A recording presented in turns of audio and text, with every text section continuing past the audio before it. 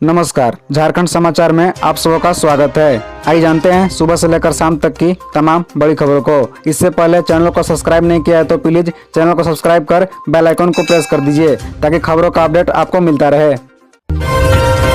झारखंड में वंदे भारत के लिए होगा कोच और सीट का निर्माण, टाटा स्टील को मिला ठेका। बता दें कि भारत में सबसे तेज रफ्तार वाली ट्रेन वंदे भारत के लिए कोच और आरामदायक का सीट का निर्माण अब झारखंड में होगा। टाटा स्टील और भारतीय रेलवे के बीच इस कार्य के लिए 145 करोड़ रुपए का करार हुआ। प्राप्त जानकारी के मुताबिक भारतीय रेलवे और टाटा स्टील वंदे भारत एक्सप्रेस से संबंधित कई योजनाओं के लिए साथ आए हैं। बता दें कि वंदे भारत एक्सप्रेस में फर्स्ट क्लास एसी और 3 टियर एसी कोच में लगने वाली सीटों का निर्माण टाटा स्टील करेगा। यही नहीं, वंदे भारत एक्सप्रेस ट्रेन के एलएचबी कोच के निर्माण का भी ठेका टाटा स्टील को मिला है। यह झारखंड के लिए बेहद गर्व की बात है। भारतीय रेलवे के साथ हुए करार के तहत टाटा स्टील पैनल, विंडो और रेलवे के अन्य स्ट्रक्चर को तैयार करने का काम भी करेगा। बताया जाता है कि Tata steel fibre enforced polymer के तहत साइड वॉल और सीलिंग पैनल भी तैयार कर रहा है। भारतीय रेलवे के साथ हुए करार के मुताबिक टाटा स्टील को 1 साल के भीतर उपरोक्त काम पूरा करना है। 10 से 11 मार्च को झारखंड के इन जिलों में होगी बारिश, गिरेगा पारा। बता दें कि पश्चिमी विक्षोभ और छत्तीसगढ़ और ओडिशा में साइक्लोनिक सर्कुलेशन की वजह से झारखंड के मौसम में बहुत बड़ा बदलाव आया है। बुधवार 8 मार्च को राजधानी रांची सहित आसपास के कई जिलों में बारिश हुई। गढ़वा में सर्वाधिक बारिश रिकॉर्ड की गई। होली के दिन अधिकतम तापमान में भी काफी कमी आई। मौसम विभाग का पूर्वानुमान है कि 11 मार्च तक प्रदेश में मौसम का यह बदलाव दिखेगा। गौरतलब है कि होली वाले दिन राजधानी रांची सहित आसपास के कम से कम 10 जिलों में मेघ गर्जन के साथ बारिश हुई। बारिश की वजह से गुरुवार को सुबह लोगों ने हल्की ठंड महसूस की। राजधानी रांची सहित झारखंड के 4 शहरों का तापमान में सामान्य से 3.7 डिग्री सेल्सियस अधिक रहा। मौसम वैज्ञानिकों का मत है कि ऐसा चिटपुट बारिश होने की वजह से हुआ, जिससे उमस बढ़ी है। बता दें कि मौसम विभाग का अनुमान है कि 10 मार्च को रांची के तापमान 29 डिग्री सेल्सियस तक गिर सकता है। 10 मार्च को रांची का न्यूनतम तापमान 16 से 17 डिग्री सेल्सियस रहने का अनुमान है। 10 मार्च को देवघर, धनबाद, दुमका, गिरिडीह, गोड्डा, जामताड़ा, पाकुड़ और साहिबगंज में मेघ गर्जन और वज्रपात के साथ बारिश होगी। 11 मार्च को झारखंड के 19 जिलों में बारिश की संभावना है। न्यूनतम तापमान में गिरावट आएगी। गढ़वा में अभी नहीं थमा बवाल, सड़क पर आगजनी, बाजार बंद। बता दें कि गढ़वा में बुधवार को होली के मौके पर हुए बवाल का असर गुरुवार को भी दिख रहा है। पूरा कांडी बाजार बंद है, न दुकानें खुली और न ही लोग सड़कों पर आवाजाही कर रहे हैं। गौरतलब है कि कांडी बाजार में बुधवार को डीजे बजाने को लेकर पुलिस द्वारा युवक की पिटाई किए जाने से नाराज लोगों ने कांडी में गुरुवार को बंद बुलाया था। गुरुवार को लोग सड़क पर आकर बैठ गए। बता दें कि बुधवार को शाम तकरीबन 5:30 बजे होली के मौके पर डीजे बजाने को लेकर पुलिस ने मिथिलेश कुमार नाम के युवक की पिटाई कर दी थी। इसमें मिथिलेश कुमार की गंभीर चोटें आई। लोगों ने चंदा करके उसका इलाज करवाया। बुधवार को युवक की पिटाई के बाद स्थानीय लोगों ने पुलिसकर्मियों पर भी पथराव किया था। पथराव में कुछ पुलिसकर्मियों को चोटें भी आई थी। कोडरमा की 2 और रांची की 1 महिला को राष्ट्रपति ने किया सम्मानित, इन क्षेत्रों में किया बेहतर काम।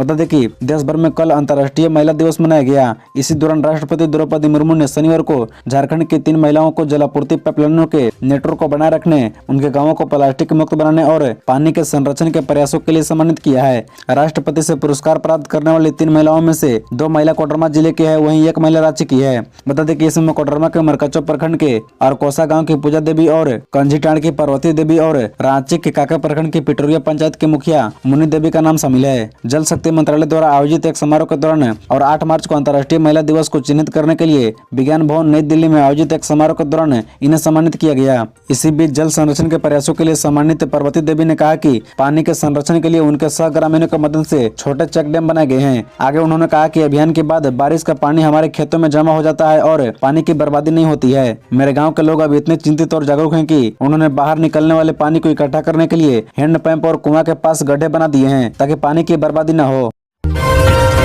लोहरदगा के रोचो में प्रतिबंधित मांस के साथ एक हिरासत में, गांव में तनाव। बता दें कि झारखंड में होली के दिन प्रतिबंधित मांस के साथ एक व्यक्ति को हिरासत में लिया गया है। पुलिस उससे पूछताछ करने में जुटी है। मामला लोहरदगा जिला के कुंडू थाना क्षेत्र का है। पुलिस ने बताया कि सालगी पंचायत के रोचो गांव में ग्रामीणों के सहयोग से पुलिस ने प्रतिबंधित मांस बेचने वाले पहुंचे एक युवक व्यापारी को प्रतिबंधित मांस के साथ हिरासत में लिया। बताया जाता है कि ग्रामीणों को सूचना मिली कि प्रतिबंधित मांस लेकर 2 लोग बाइक से कुंडू थाना क्षेत्र के सालगी पंचायत के रोचो गाँव में पहुंच रहे हैं। इसी बीच बाइक सवार 2 लोग रोचो पहुंचे तो ग्रामीणों ने दोनों को रुकने का इशारा किया तो दोनों बाइक सवार वहां से तेजी से भागे। भागने के दौरान वे एक घर में घुस गए और वहां मौजूद लोगों को प्रतिबंधित मांस दे रहे थे। इसी दौरान ग्रामीण वहां पहुंच गए तथा रंगे हाथ दोनों को प्रतिबंधित मांस के साथ पकड़ लिया। इसके बाद ग्रामीणों ने तत्काल पुलिस को सूचना दी।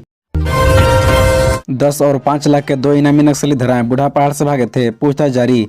दरअसल आपको बता दें कि झारखंड में पुलिस को 2 बड़ी नक्सलियों को गिरफ्तार करने में सफलता मिली है। लातेहार पुलिस ने भाकपा माओवादी संगठन के 2 टॉप नक्सली कमांडर संजीवन और कुंदन को गिरफ्तार किया है।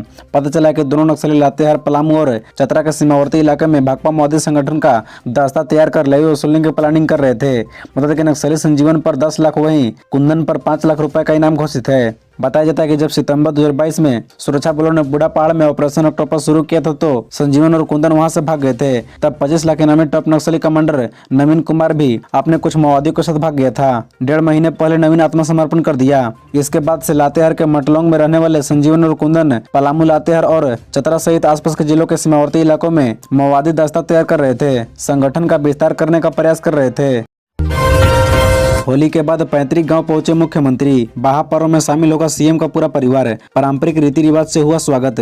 दरअसल बता दें कि मुख्यमंत्री हेमंत सोरेन होली की रात अचानक 8:30 बजे अपने पैतृक गांव पहुंचे। गोला प्रखंड के नेमरा गांव में मुख्यमंत्री त्योहार में शामिल होंगे। मुख्यमंत्री हेमंत सोरेन के साथ उनकी पत्नी कल्पना सोरेन, मां रूपी सोरेन सहित अन्य रिश्तेदार भी शामिल हैं। मुख्यमंत्री के इस दौरे के मद्देनजर इलाके में सुरक्षा के पुख्ता इंतजाम किए गए हैं। मुख्यमंत्री के पारंपरिक रूप से हुआ स्वागत। रामगढ़ के उपायुक्त मेघावी मिश्रा और पुलिस अधीक्षक पीयूष पांडे ने मुख्यमंत्री का स्वागत किया और उन्हें पौधा देकर होली की बधाई भी दी। परिजनों और गांव के लोगों ने मुख्यमंत्री हेमंत सोरेन सहित उनके परिवार का पारंपरिक रीति रिवाज से लोटा पानी के साथ जोरदार तरीके से स्वागत किया। मुख्यमंत्री कई बार इस तरह के त्योहार में अपने पैतृक आवास का रुख करते हैं। बाहा पर्व यानी बाहा पर्व संताल, उराव, मुंडा समेत अन्य जनजातियों का पर्व है। बाहा पर्व का अर्थ फूल होता है। इस पर्व में महिला पुरुष के साथ साथ बच्चे भी पारंपरिक कपड़े पहनकर मांदर की थाप पर खूब झूमते हैं। रामगढ़ में हार की समीक्षा करेगी कांग्रेस, निलंबित विधायकों पर भी जल्द फैसला, राजेश ठाकुर। दरअसल आपको बता दें कि कांग्रेस रामगढ़ विधानसभा उपचुनाव में हार के कारणों की समीक्षा करेगी। प्रदेश अध्यक्ष राजेश ठाकुर ने प्रेस कॉन्फ्रेंस में कहा कि रामगढ़ विधानसभा चुनाव में हार हुई है, इसे उन्होंने पहले ही स्वीकार किया और इससे सीख लेने की बात कही। पार्टी पूरी ताकत के साथ चुनाव लड़ी थी, लेकिन जनता ने जो जनादेश दिया उसका सम्मान करना चाहिए, उसे सिरे से झुठलाया नहीं जा सकता है। चुनाव के दौरान सभी मंत्री, कार्यकारी अध्यक्ष तक लगे हुए थे। एक कांग्रेस नेता के द्वारा इस्तीफा मांगे जाने के बाद पर हंसी में उड़ाते हुए राजेश ठाकुर ने कहा कि होली के माहौल में लोग ऐसी बातें कर जाते हैं। सद्य कांग्रेस के 3 निलंबित विधायकों डॉक्टर इरफान अंसारी, नमन बिसल कोंगाड़ी और राजेश कच्छप का निलंबन वापस होने के सवाल पर राजेश ठाकुर ने कहा कि इस मामले में निर्णय आलाकमान को करना है। कांग्रेस प्रदेश ने स्वीकार किया है कि तीनों विधायकों से इस मुद्दे पर उनकी बात हुई है। पार्टी विधायक दल के नेता आलमगीर आलम से इस पर चर्चा करेंगे और आलाकमान को इससे अवगत कराएंगे। आलाकमान के निर्णय पर आगे की कार्रवाई की जाएगी।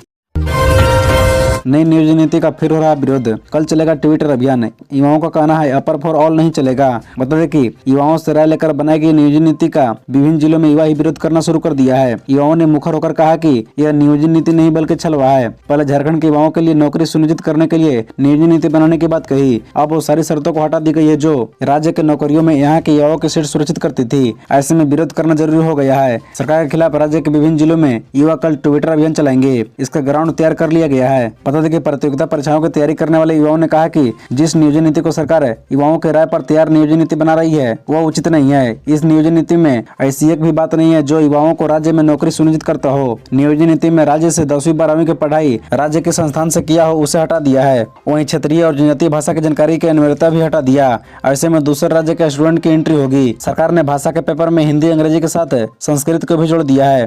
खबरों से जुड़े रहने के लिए चैनल को सब्सक्राइब, वीडियो को लाइक एवं एक दूसरे से शेयर जरूर करें। धन्यवाद।